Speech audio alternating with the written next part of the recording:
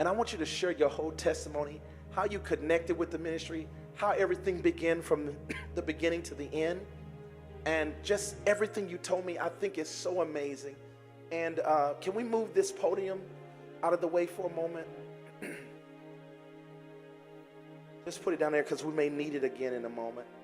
But I want you to share your total testimony and everything even that you went through with your parents as a young person and being in college and all of that. Give her a great big God bless you. Go ahead. Yes, sir. And before I say anything, Apostle, I just want to honor you. You know, I know that I would not even be here right now if it wasn't for your prayers, if it wasn't for your life and your ministry. I know my life has been preserved through this ministry. I'm so grateful. But yeah, so a few years ago, I was attending Liberty University. It was started by Jerry Falwell. It's actually considered the world's largest Christian university. And I was going there really not for myself, to be honest. I was going there to please my parents. You know, they wanted me to just do the American dream. You know, you graduate, you go off to college, you get married, you start a family, you know, and I didn't really know what I wanted. I didn't know what I was called to do.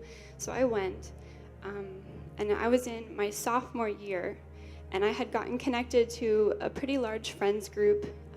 We were involved in churches, you know, through this university, that the vision was really to, you know, equip us and train us and send us out to other nations.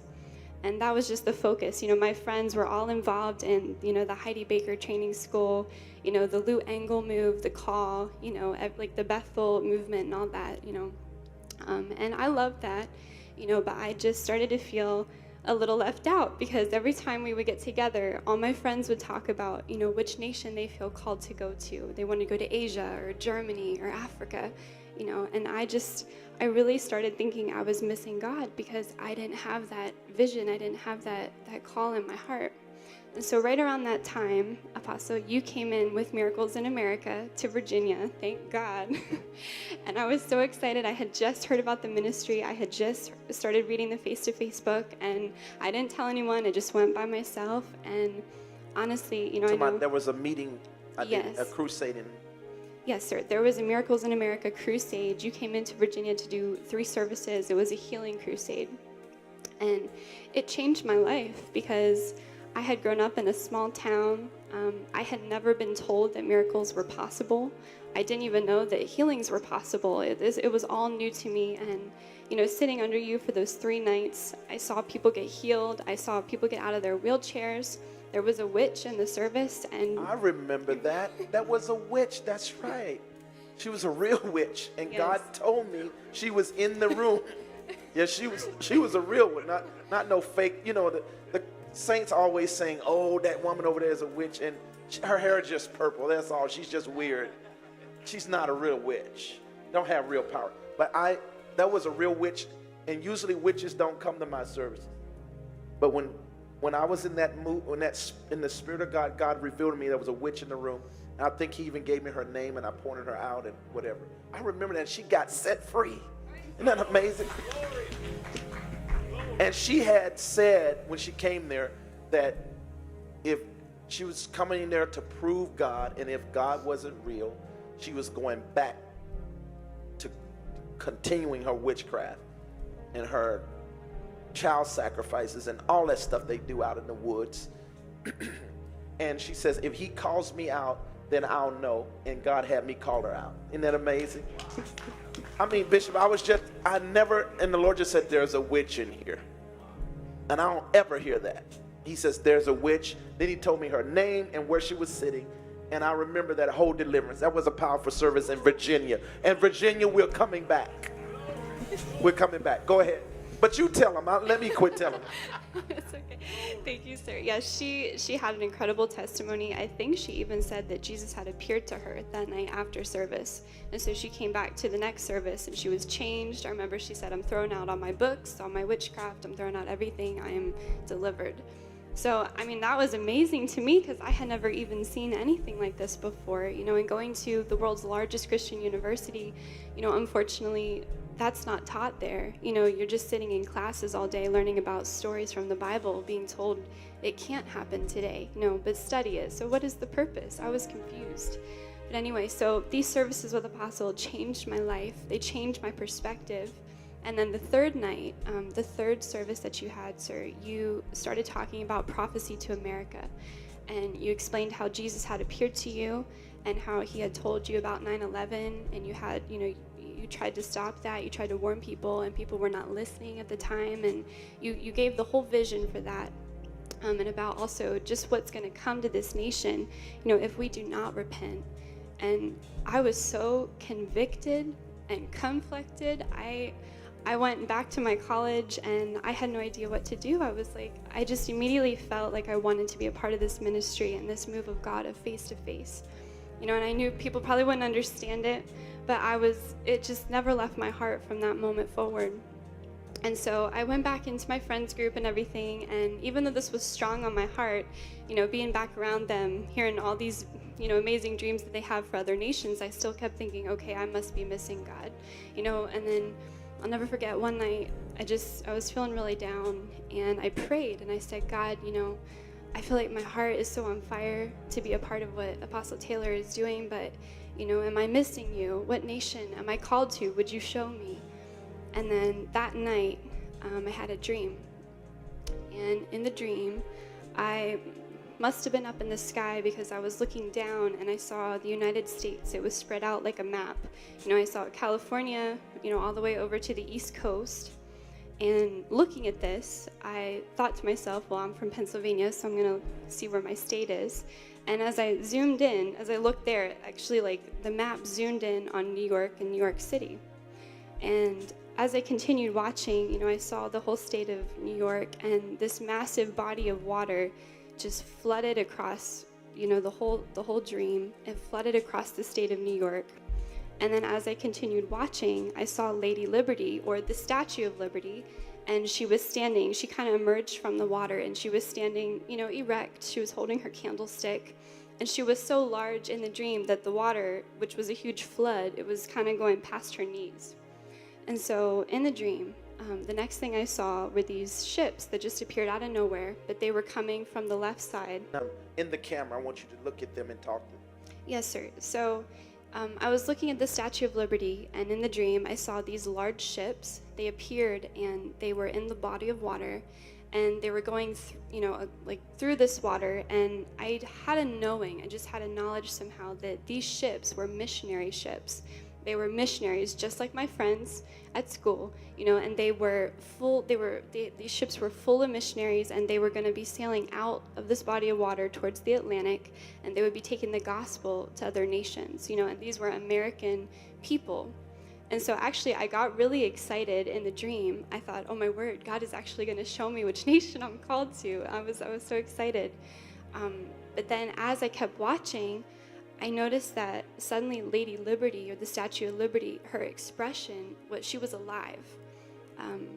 Her upper torso was moving, watching these ships go past her. Her eyes were watching them. She was alive. And suddenly this one ship sailed kind of close to where she was, and she was just bent over, watching them sail off into the Atlantic. And I heard her speak to this one ship that got close to her. And she said, "Where are you going?" And I noticed that her expression was not happy. In fact, she looked really upset. In fact, each ship that sailed past her, she became more distraught. And I began to get a really bad feeling that something, was taking place. And so I watched, and just, dozens of ships sailed past her. And again, she cried out a little louder this time to another one, and she said, "Where are you going?" And then the scene changed in the dream, and all I could see, Lady Liberty was looking out, and you could just see the body of these missionary ships on the horizon, all sailing out to other nations, taking the gospel to other nations. And she cried out in a loud voice, and she said, "You need to come back." And then she repeated it, and she looked down. She said, "You need to come back here." And so that was the dream. I woke up out of the dream, and I was really alarmed. I understood, that the dream was a warning. And I had even shared it with some of my friends, and they were like, wow, this is really serious. What is coming to this nation? Why would she be calling missionaries back in to America? And I know even when I had shared it with Apostle and the leaders here, they said, yes, this is a warning dream, but, Apostle, I just want to say that, while this dream was amazing and it spoke to me and it confirmed that I am called to this nation, like Apostle said, missionaries to America, it's not a normal thing, but it's happening because it's needed, because of what this nation has turned into, what has become of us. Yeah. I did share this dream with some of my friends, and like I said, they were pretty shocked by it as well.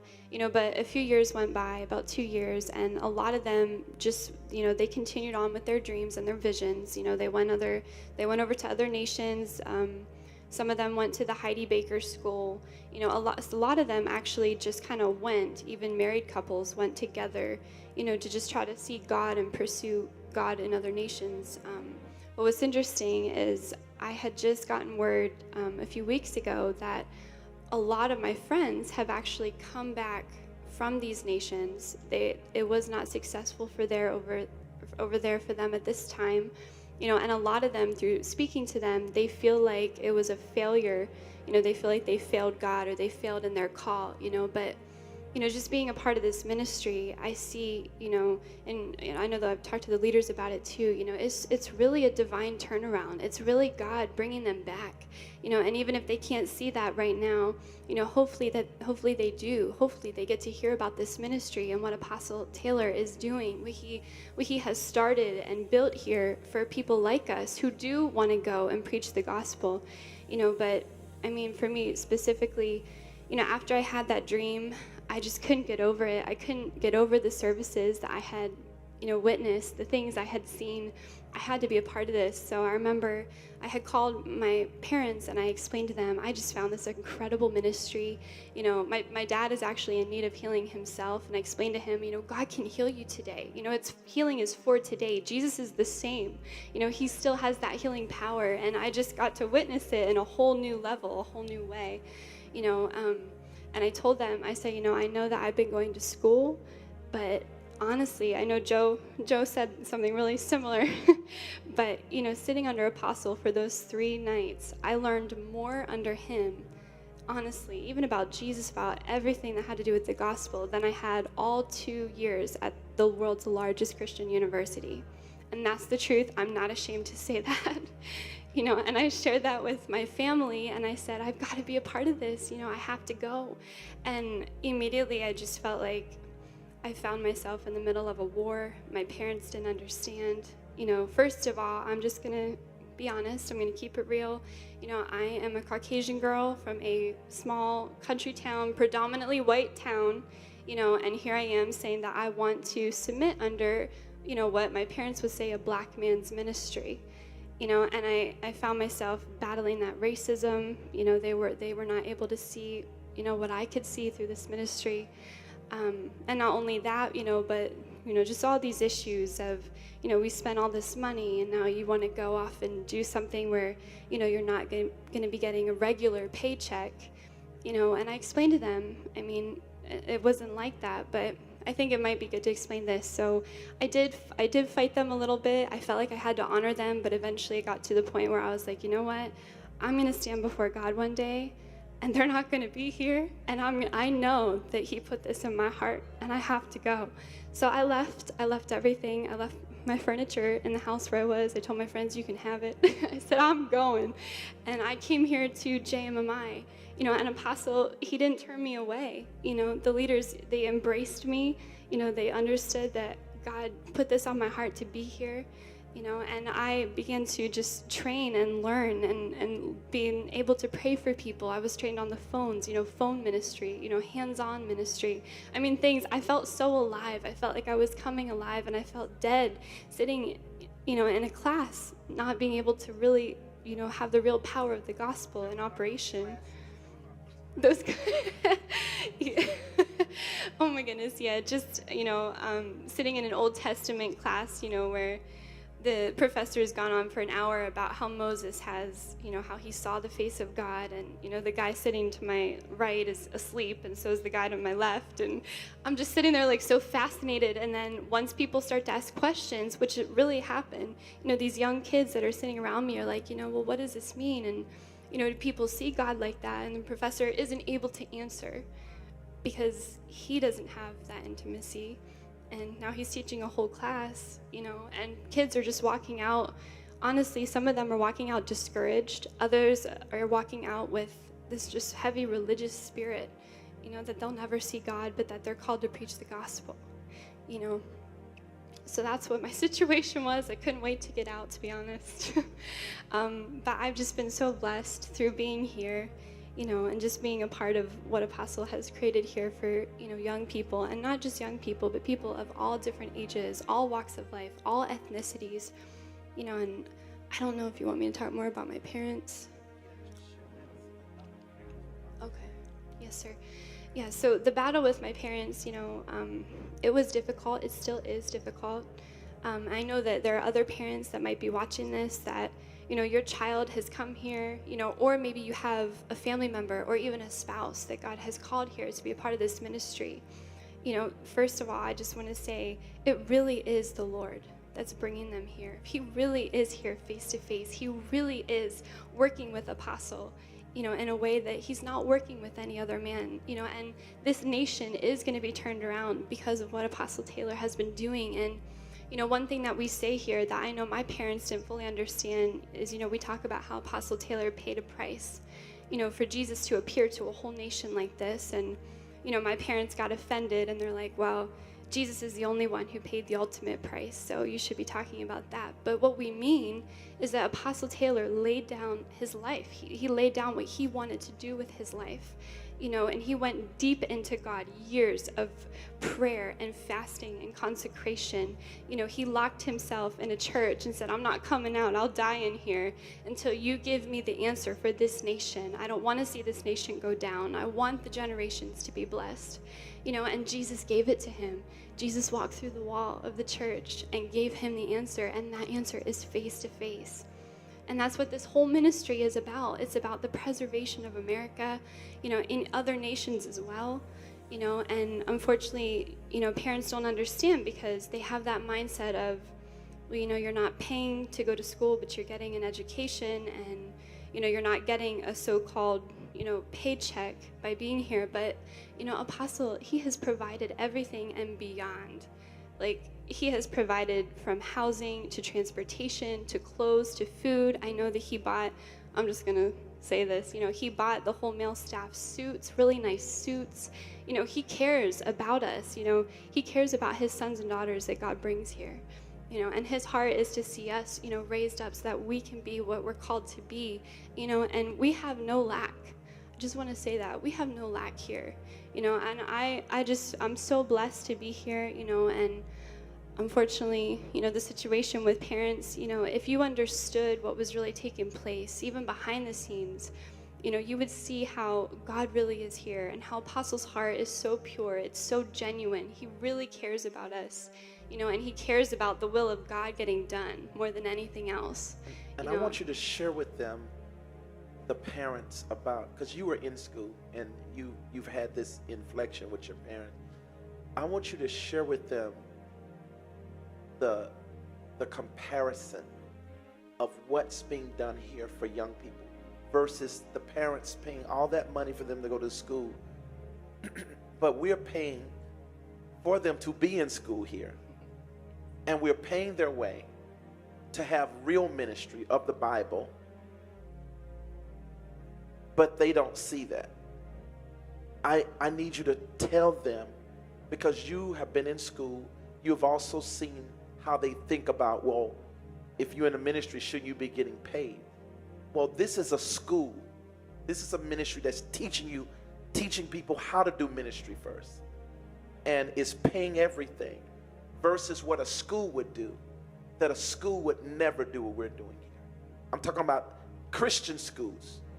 Christians, even you told me how Heidi Baker, you got to pay to be there. You got to pay to be a missionary. You got to pay your own way. Here, I pay their way so that they can attend upon God. I want you to share that. Yes, sir. So here at JMMI, we are taught true, raw, real biblical ministry. Compared to, like I said, sitting in a class, just hearing Bible stories, not experiencing the real power of God, and when you attend a regular college the way I was, you're paying for everything. You're paying, for your food, for your transportation, for your classes. Even to get into some classes, you have to pay extra fees, And then I came here, and it was so refreshing because, I was able to just focus on the work of God. A lot of my friends, I guess I can use this as an example, they were going to school, but in order to even, afford all the tuition, they would have to get side jobs, and God became, this thing that we just, church was just this thing on Sundays, and maybe Wednesday night Bible study, and that's really it. And that was interesting even with my parents, I don't think they understood full-time ministry. This is not just a group of people who are getting their degrees so they can go and have a regular job and make money and then do ministry on the side. This is a group of people that are just completely focused on the will of God. That's their heart. That's apostles' heart, and I mean, it's just been amazing to be here because, you are being trained in the real power of God. You're being trained in how to operate miracles and how to work with God and, what God really loves, what he really likes. For me specifically, Apostle, you taught me like real praise, real worship, what that really looks like, and it's so not even what we really see today, with these worship leaders, just the pride and humility revelation that Apostle teaches all his sons and daughters is so incredible. And honestly, that alone is priceless. You can't find that anywhere else. Yeah, it's incredible. And is that okay?